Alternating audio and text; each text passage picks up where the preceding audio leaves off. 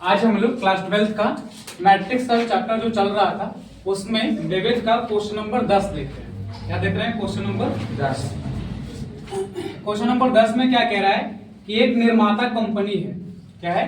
निर्माता कंपनी है जो 3 प्रकार का वस्तु बनाता है, एक्स, वाई और जेड।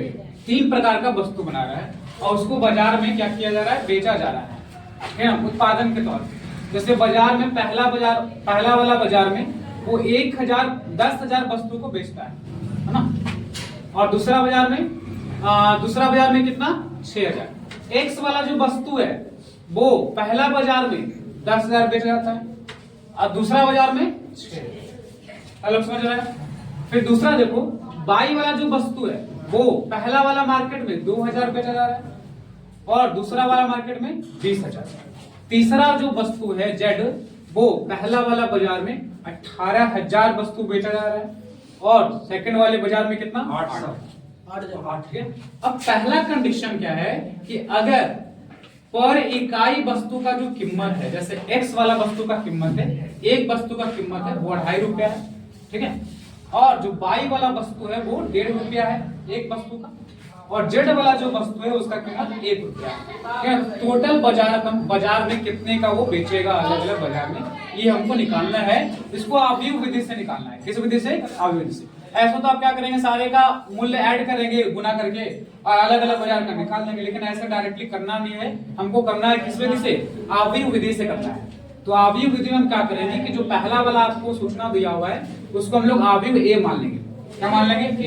ए में देखिए क्या क्या दिया हुआ है। ऐसे दिया हुआ है 10,000 है ना, 2,000, 18,000, 6,000, 20,000 और 8,000, ठीक है।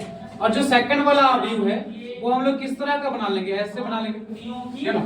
तो सेकंड वाले में देखिए क्या लिखना है आपको, 2.50, 1.50 और 1.00। ये सारा क्या है? रुपया है। ये सारा क्या है? रुपया है।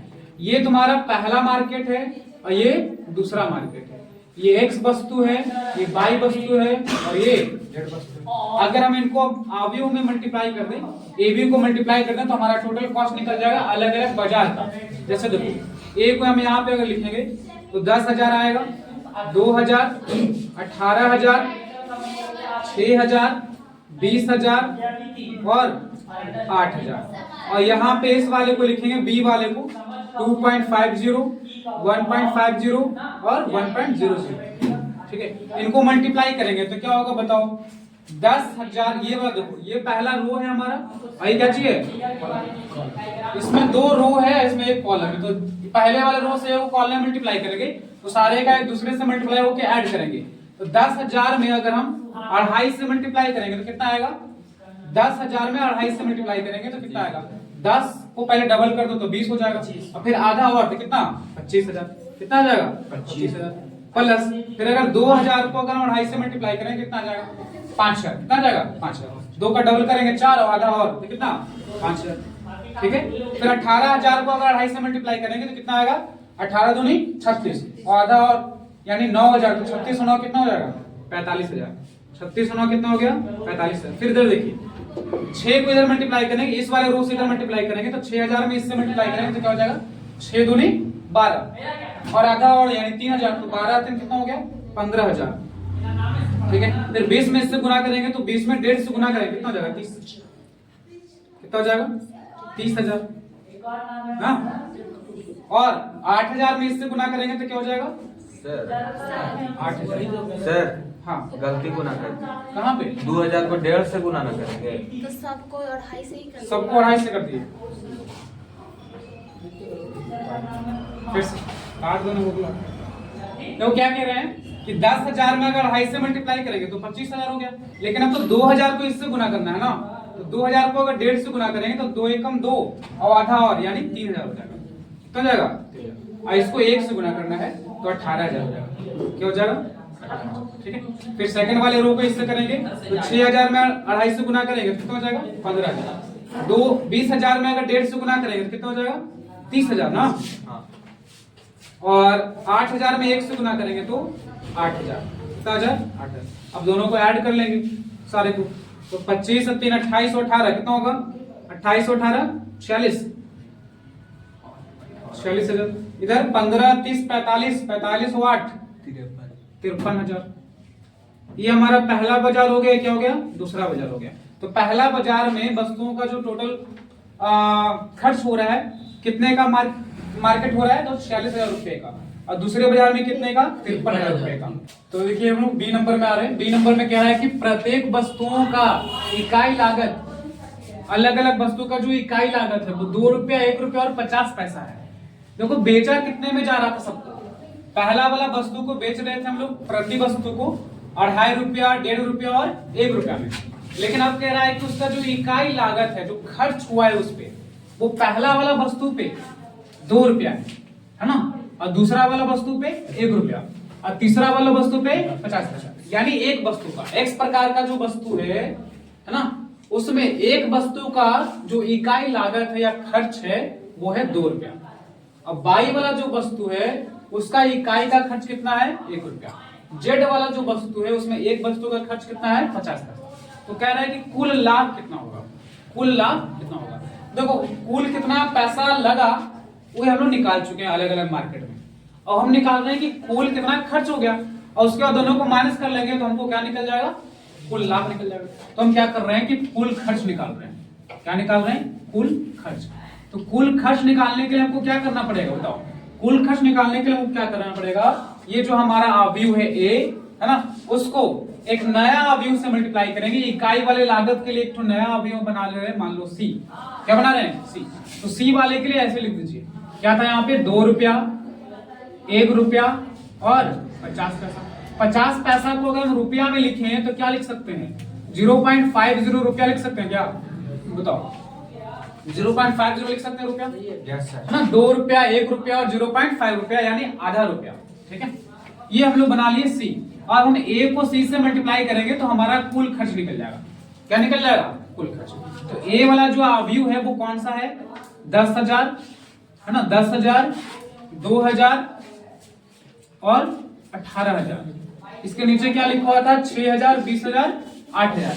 6,000, 20,000 और 8,000। और यहाँ पे जो सी वाला अवयव हम लोग माने हैं वो क्या माने हैं? 2.00, 1.00 और 0.50 है ना। ये आपका पहला मार्केट है, दूसरा मार्केट है। तीनों में वस्तुओं का जो इकाई लागत है वो दिया हुआ है। तो अगर ऐसे गुना होगा, रो को कॉलम से गुना करेंगे तो क्या हो जाएगा बताओ? फिर से गुना होगा तो 10,000 को 2 से मल्टीप्लाई करेंगे कितना आ जाएगा? 20,000। और 2,000 को अगर हम 1 से गुना करेंगे तो कितना हो जाएगा? 2,000। और 18,000 को आधा रुपया से गुना करना है तो कितना रुपया हो जाएगा? 9,000। कितना हो जाएगा? 9,000 है ना। फिर इधर देखो, अब इस वाले रो से गुना करो तो 6,000 में 2 से गुना करेंगे 12,000। कितना हजार? 12,000। एक वस्तु का लागत है 2 रुपया, तो 6,000 वस्तु का कितना हो जाएगा? 12,000। 20,000 वस्तु का दाम कितना होगा जब वस्तु का दाम 1 रुपया है? तो 20,000 रुपया। कितना हो जाएगा? 20,000 रुपया। और यहाँ अगर करेंगे तो कितना आएगा? 4,000। कितना आ जाएगा? 4,000। ठीक है, अब इनको ऐड कर दो तो कितना हो जाएगा? 20, 2, 22 और 9। 22 और 9 कितना? 31,000। ठीक है, और यहाँ पे 12 और 20, 12 और 20 कितना हो जाएगा? 17,000। 12 और 20 32, 4 36,000। कितना हजार? 36,000। ये तुम्हारा रुपया हो गया। ये क्या हो गया? रुपया।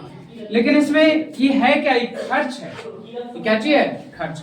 और हमको निकालना है लाभ। क्या निकालना है? लाभ। तो हम लाभ में क्या करेंगे? लाभ के लिए क्या करेंगे? कुल लाभ के लिए क्या करेंगे? ये जो लागत लगा है पहला वाला बाजार में कितना रुपए का हम लोग बेचे थे? 46,000। कितने का? 46,000 रुपए का। और 31,000 रुपए क्या हो गया? लग गया, उसमें खर्च हो गया। तो जो बाकी बचेगा वो हमारा लाभ होगा। तो क्या होगा? लाभ। तो लाभ के लिए हम लोग इस वाले अवयव को इस वाले अवयव को माइनस कर देंगे। क्या कर देंगे? माइनस। तो ए बी वाला अवयव कितना था यहाँ पे? ये 46,000 और 53,000। और एसी वाला जो अवयव था वो कौन सा आया? 31,000 और 36,000। इसको माइनस कर दो तो 46 में से 31 घट जाएगा, कितना जाएगा? 15,000। कितना जाएगा? 15,000। और 53 में से 36 घटाएंगे तो 17,000। कितना हजार? 17,000। यानी पहला वाला मार्केट में कुल लाभ कितने का हुआ? 15,000 रुपए का। और दूसरा वाला मार्केट में कितने का 17,000 रुपया है ना। खर्च कितना हुआ था, खर्च कितना हुआ था 31,000 और 36,000। कुल कितना का बेचे थे तो 46,000 का और 53,000 का। लाभ हमको इतना इतना होगा दोनों मार्केट। अवयव x निकालना है आपको और यहाँ पे दिया हुआ था ऐसे x इंटू में दिया था 1 2 3 4 5 6 और बराबर में क्या लिखा हुआ था -7 -8 माइनस और 2 4। बोर्ड पे देखिए यहाँ पे आपको ना x अवयव को निकालना है। x अवयव को क्या करना है निकालना है।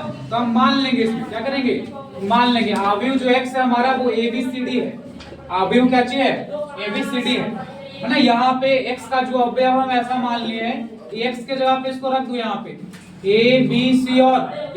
यहाँ पे रख दो 1 2 3 4 5 6 और बराबर में क्या आएगा -7 -8 -9 2 4 और 6। इनको गुना कर दो तो देखिए इनको गुना करेंगे रो को कॉलम से तो क्या होगा A में 1 से गुना करेंगे A और B में 4 से गुना करेंगे तो 4B हो जाएगा 4B।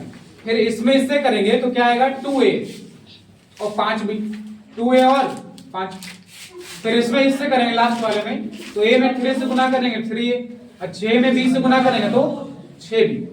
फिर उसी तरह से नेक्स्ट वाले में करेंगे इस वाले रो से करेंगे इसमें तो C में 1 से C और D में 4 से करेंगे तो क्या हो जाएगा 4D। फिर उसी तरह से यहाँ करेंगे तो क्या हो जाएगा 2C 5D और यहाँ हो जाएगा 3C 6D और यहाँ हो जाएगा बराबर क्या -7 -8 -9 2 4 और 6। अब A और B का यहाँ पे दो का आपको समीकरण निकाल लेना है। जैसे ये वाला किसके बराबर होगा माइनस में 7 का पहला जो अवयव होगा A + 4B बराबर में कितना माइनस में 7। फिर एक और AB के रूप में समीकरण मिल रहा है आपको 2A + 5B बराबर में कितना माइनस में 8। ये दोनों समीकरण को सॉल्व करेंगे A और B का मान निकल जाएगा। फिर C और D वाले को चेक करो C + 4D बराबर में कितना 2 और ये वाला किसके बराबर हो जाएगा 4 के तो 2C + 5D बराबर में 4। इनको सॉल्व कर लेंगे कोई भी विधि लगा के जो 10th में पढ़े थे उसको निकालकर A और B का मान यहाँ पे निकाल लेंगे और CD का मान यहाँ पे निकाल लेंगे और लास्ट में आपका x का जो वैल्यू है यहाँ पे रख देना है ये आंसर हो जाएगा। यही x जो है अवयव वो निकल जाएगा। ठीक है।